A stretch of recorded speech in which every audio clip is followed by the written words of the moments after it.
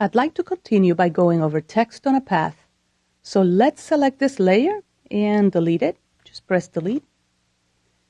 Grab your type tool and I'm just going to type text on a path. And there you go. Grab your selection tool and position this wherever you need to. Since this is text on a path, we actually need a path. So go ahead and grab your pen tool. And with the text layer selected, I'm just going to go ahead and click and drag, and click just to have a little curve there. Now we're going to work in the timeline. Go ahead and expand the text layer. Expand the text property.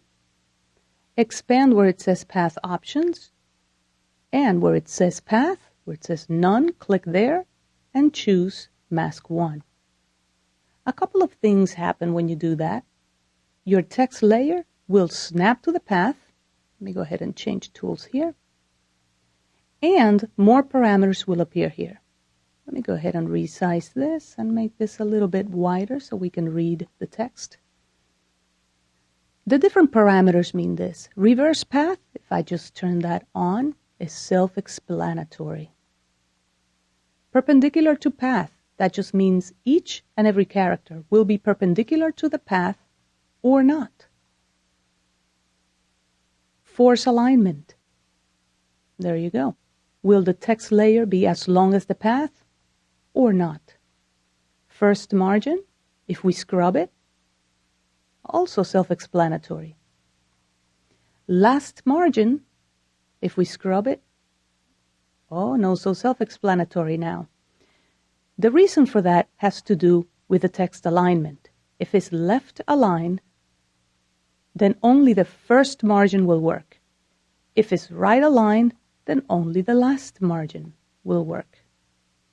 The first margin will have no effect. If it's, however, centered, then both of the margins will affect the layer. Just on that a little bit, let me go ahead and bring the CTI all the way to the beginning. If we turn force alignment on, we change these values a little bit. There you go. We can move in time to about 1 second, and let's go ahead and keyframe the first margin and the last margin.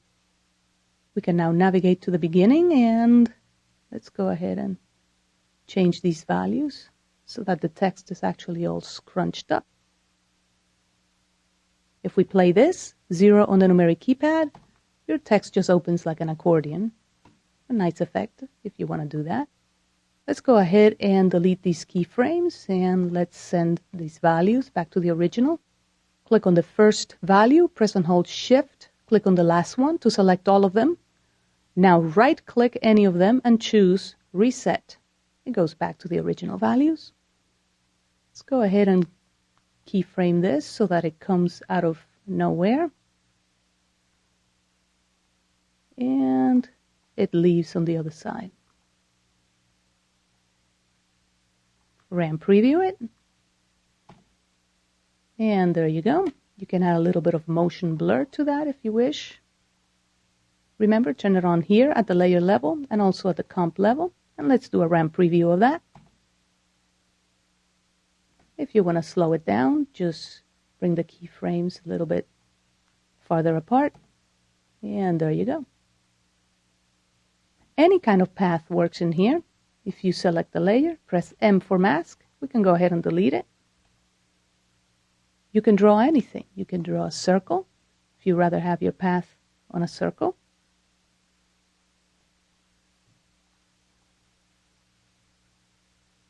Collapse the layer, expand it again, expand text, expand path options, choose mask 1, reverse the path, and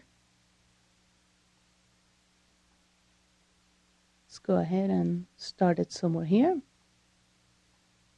Move your CTI to the beginning. Move in time, and let's change this value. And let's end the work area here to see if we get a loop.